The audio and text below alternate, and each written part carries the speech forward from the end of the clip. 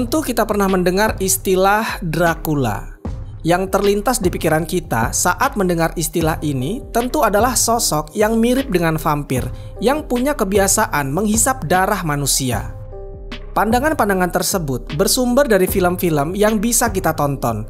Ada banyak sekali di luaran sana film-film yang menyajikan sosok Dracula sebagai manusia yang kejam tanpa ampun, menghisap darah manusia, dan terkadang ada juga yang menghisap darah hewan. Dan dia tinggal di sebuah kastil gelap di wilayah Transilvania. Beberapa dari kita pasti pernah berpikir bahwa Dracula adalah sosok fiksi karena mustahil ada manusia yang melakukan itu. Istilah Dracula sebenarnya telah muncul sejak tahun 1400-an. Namun namanya kembali populer sejak ada sebuah novel karangan dari Bram Stoker yang berjudul Dracula. Penulis asal Irlandia ini membuat novel dalam genre horor dan gotik yang pertama kali diterbitkan pada tahun 1897. Untuk membuat karyanya ini, Bram Stoker menghabiskan beberapa tahun untuk meneliti cerita rakyat Eropa Timur dan sejarah vampir sebelum dia menulis novel Dracula. Dia terinspirasi oleh seorang tokoh yang kejam dan brutal yang paling terkenal pada masa itu, yang bernama Vlad Tepes atau Vlad the Impaler. Vlad adalah seorang pangeran Wallachia dari abad ke-15. Dia terkenal karena kekejamannya terhadap musuh-musuhnya. Wallachia adalah sebuah kerajaan yang wilayahnya sekarang menjadi negara Rumania. Bram Stoker akhirnya menggabungkan kedua karakter tersebut, yaitu vampir yang menghisap darah dan Vlad the Impaler yang sangat bengis, dan menjadikan sebuah sosok yang menakutkan yang dikenal sebagai Dracula.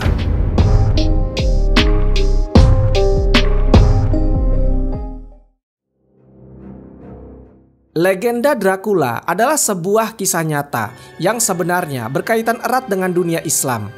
Memang ada beberapa sejarah yang sengaja dipelintir oleh beberapa oknum untuk kepentingan tertentu, misalnya untuk memberikan stigma negatif atau demi mencari keuntungan finansial semata.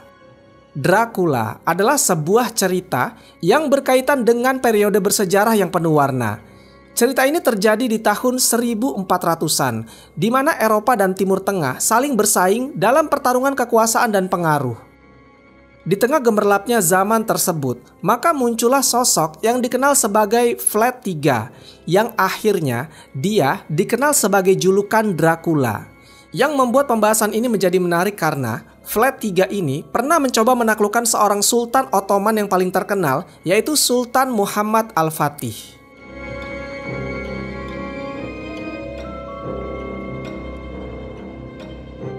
Vlad III, atau biasa disebut dengan Dracula, adalah anak dari Vlad II, raja dari Wallachia yang mempunyai julukan Vlad Dracul.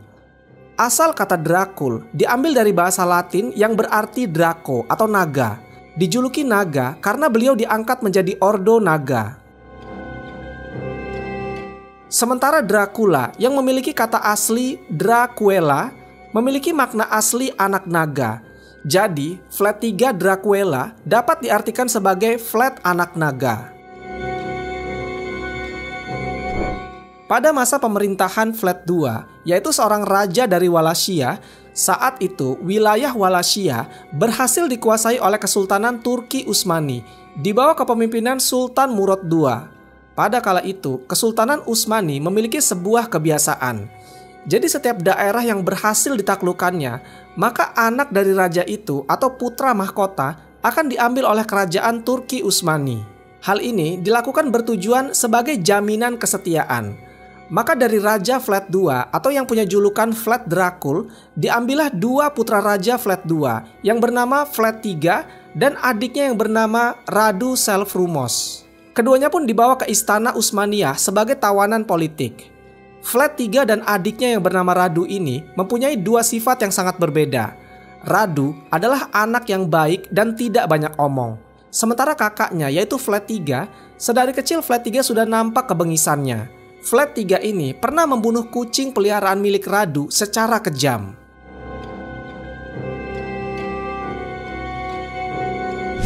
Selama tinggal di istana, keduanya dirawat dengan baik, serta diberikan pendidikan militer di Kesatuan Janissary, yaitu sebuah pasukan elit militer dari Kesultanan Turki. Di Kesatuan Janisari, mereka berdua dididik oleh para komandan terbaik pada masanya. Flat 3 dan adiknya dididik agar memiliki kemampuan bertempur yang baik.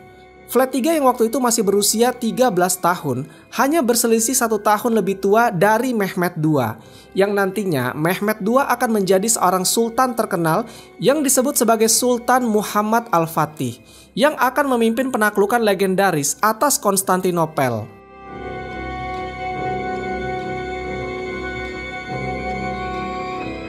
Singkat cerita, beberapa tahun kemudian, ketika Flat 3 dan adiknya masih berada di Camp Janisari untuk menjalani pendidikan, saat itu di tanah kelahirannya, yaitu di Wallachia, terjadi pemberontakan yang mengakibatkan ayahnya, yaitu Flat 2, harus dieksekusi mati oleh para pemberontak. Flat 2 dieksekusi dengan cara menguburnya dalam keadaan hidup. Mengetahui kabar ini, akhirnya Kesultanan Ottoman mengirim Flat 3 ke Wallachia, karena dianggap dia memiliki kemampuan yang cukup untuk menjaga dan mengembalikan Wallachia sebagai bagian dari wilayah kekuasaan Turki Utsmani. Akhirnya, setelah Flat 3 berhasil memberantas para pemberontak di sana, namun bukannya dia menyerahkan Wallachia kepada Kesultanan Ottoman, malahan saat itu Flat 3 menggunakan kesempatan ini untuk mengumpulkan kekuatan dan melawan dominasi Ottoman.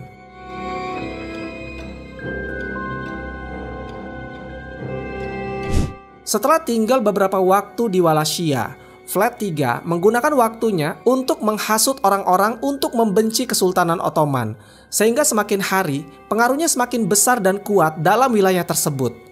Di Wallachia, Flat 3 juga melakukan balas dendam kepada para bangsawan dan orang-orang yang memberontak terhadap kekuasaan ayahnya. Dia menghukum mereka semua dengan cara yang sangat sadis, yaitu dengan menggunakan metode penyiksaan yang dikenal dengan nama Sula. Sula adalah hukuman yang dilakukan dengan menusukkan batang kayu yang tajam dari lubang belakang manusia hingga tembus ke mulutnya. Tindakan ini menyebabkan penderitaan luar biasa bagi korban dan menjadi simbol kekejaman Flat 3 dalam mempertahankan kekuasaannya. Perbuatan ini dilakukan untuk memperpanjang penderitaan korban dengan maksud agar mereka tidak langsung meninggal dalam sehari. Para korban disiksa dengan menyula, dan kemudian tubuh mereka ditancapkan pada kayu-kayu yang ditanam ke tanah, menjadikan mereka sebagai pajangan yang mengerikan. Mereka harus menanggung penderitaan yang tak terbayangkan selama 1 hingga 2 hari, sebelum akhirnya menghembuskan nafas terakhir mereka. Ada cerita juga yang beredar dalam beberapa tulisan para sejarawan bahwa Flat 3 pernah suatu hari naik ke Gunung Karpatia, sebuah pegunungan yang luas yang terletak di Eropa Tengah dan Eropa Timur. Di sana dia bertemu dengan iblis yang tinggal di gunung itu, yang disebut dengan nama Kesilim. Di gunung itu, Flat 3 dan iblis Kesilim membuat sebuah perjanjian. Iblis Kesilim akan memberikan kekuatan kepada Flat 3 asalkan dia membunuh dan memakan serigala Karpatia, dan memberi musuhnya kematian terburuk dan meminum darah mereka. Kesilim ini adalah nama iblis yang berasal dari demonologi Yahudi. Dia adalah jenis iblis yang suka menipu, menyesatkan pejalan kaki, dan mempermainkan manusia.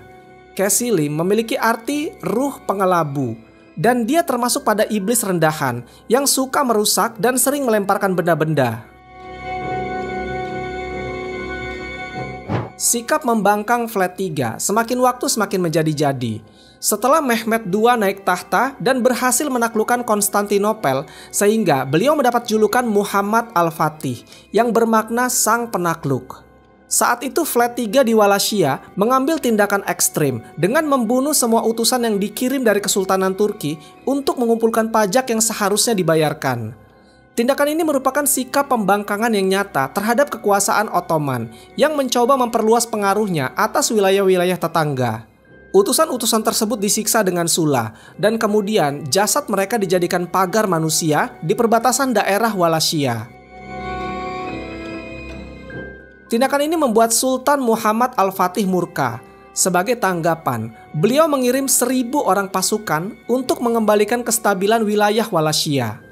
Hamzah Bey adalah salah satu pemimpin perang Ottoman yang diutus oleh Sultan Muhammad Al-Fatih untuk memeriksa kondisi Wallachia saat itu. Namun, di tengah perjalanan terjadi kecelakaan. Ada teori yang mengatakan jika jalan yang mereka lewati terdapat bubuk mesiu di bawah salju. Teori selanjutnya mengatakan bahwa anak buah Hamzah Bey ditembaki oleh pemanah misterius. Yang jelas pelaku utamanya adalah pemanah suruhan dari Vlad III atau Vlad Dracula. Setelah pasukan itu kalah, mereka disula atau dipancang seperti korban lainnya dan dipajang di hutan pancang buatan Vlad Dracula. Perlu diketahui, semenjak meneror seluruh Eropa, Vlad Dracula telah mendirikan hutan dengan daun berupa tubuh manusia yang dipancang. Pemandangan ini yang membuat Sultan Muhammad Al-Fatih dan pasukan Ottoman ngeri setengah mati. Sungguh, itu adalah perbuatan yang paling tidak manusiawi di muka bumi. Kekejamannya ini tidak hanya dilakukan kepada musuh-musuhnya saja, dia juga melakukan hal yang sama kepada warga sipil. Vlad Dracula menetapkan pajak yang tidak masuk akal kepada rakyat kecil dan menyula mereka bila tidak membayarnya. Jadi jika ada satu keluarga yang tidak membayar pajak, akan disula seluruh anggota keluarganya, baik itu suami, istri, dan seluruh anak-anaknya. Dana pajak yang didapat itu tentu digunakan untuk aktivitas Vlad, seperti kebutuhan pribadi, istana, dan yang pasti juga biaya penyiksaan. Tak ada untungnya rakyat Rumania membayar pajak, karena sama sekali tak ada pembangunan di sana. Semua uang itu untuk Vlad Dracula untuk berfoya-foya, sambil menyula para korbannya bagaikan sate. Semakin memburuknya situasi, Muhammad Al-Fatih menugaskan Radu Selvrumos, adik dari Vlad III Dracula, yang terdiri dari 100.000 prajurit, dengan tujuan menghentikan kekejaman Vlad Dracula. Perlu singa untuk menghentikan singa. Demikianlah ungkapan yang mungkin muncul dalam benak Sultan Muhammad Al-Fatih. Menyadari bahwa untuk menghadapi Vlad III yang begitu tangguh, diperlukan sosok yang mengenal baik medan dan budaya Rumania.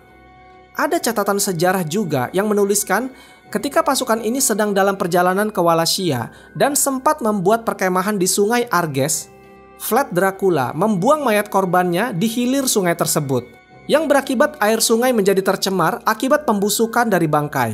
Hal ini menyebabkan ratusan pasukan Ottoman yang berkemah di pinggir sungai mengalami keracunan, dan ini merupakan pencemaran alam terburuk sepanjang sejarah. Singkat cerita, pertempuran antara prajurit Kesultanan Ottoman dan pasukan Vlad Dracula pun berlangsung. Dalam pertempuran itu, banyak pasukan Vlad Dracula yang tewas. Itu semua karena jumlah pasukan Vlad Dracula tidak sebanding dengan pasukan Ottoman. Namun, walaupun pasukan Vlad Dracula menghadapi kekalahan dalam jumlah yang sangat besar, dia mampu mengimbangi pasukan Turki Utsmani dengan pengalaman yang luas yang dia peroleh saat berada di dalam kesatuan pasukan Janissary Ottoman. Pengalaman tersebut memberikannya pemahaman yang mendalam tentang strategi, taktik, dan kelemahan musuh. Selain itu, pengetahuan tentang kekuatan dan kelemahan pasukan Janissary sendiri juga memberikan keuntungan tersendiri bagi Vlad Dracula dalam mengatur strategi pertempuran yang efektif. Dengan demikian, walaupun dalam keadaan yang sangat sulit, Vlad Dracula mampu bertahan dan bahkan melawan pasukan yang jauh lebih besar secara jumlah. Dalam pertempuran antara kedua saudara itu, Vlad Dracula akhirnya kalah di tangan pasukan adiknya yaitu Radu. Namun Radu terbunuh dalam peperangan itu. Radu dibunuh oleh salah satu panglima suruhan dari Vlad Dracula yang bernama Stephen III yang berasal dari klan Dan. Tapi Vlad berhasil selamat dari peperangan tersebut. Beberapa versi mengatakan kematian Vlad Dracula sangat konyol, di mana ia mencoba menyamar sebagai pasukan Turki Utsmani untuk merencanakan pembunuhan terhadap Muhammad Al-Fatih secara diam-diam. Namun, rencana tersebut gagal dan dia malah dibunuh oleh pasukannya sendiri.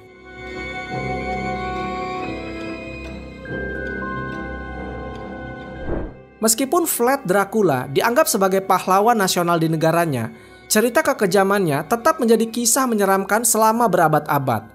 Warisan kekejaman yang dia tinggalkan, baik terhadap musuh maupun warga sipil, telah membuatnya dikenal sebagai Dracula, sosok yang membumi dan menakutkan dalam legenda.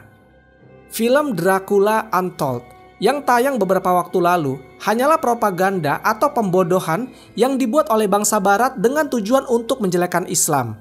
Padahal justru umat Islam yang dipimpin oleh Muhammad Al-Fatih lah yang menjadi sosok pelindung Eropa. Jika dibandingkan, walaupun Adolf Hitler memiliki jumlah pembunuhan yang lebih banyak daripada Vlad Dracula, Hitler tetap memajukan bangsanya, Tidak seperti Vlad Dracula yang hanya bersenang-senang atas penderitaan rakyatnya sendiri.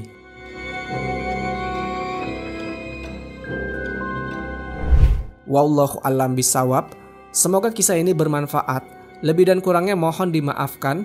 Yang benar datangnya dari Allah Subhanahu wa Ta'ala. Khilaf atau keliru itu datangnya dari saya pribadi sebagai manusia biasa.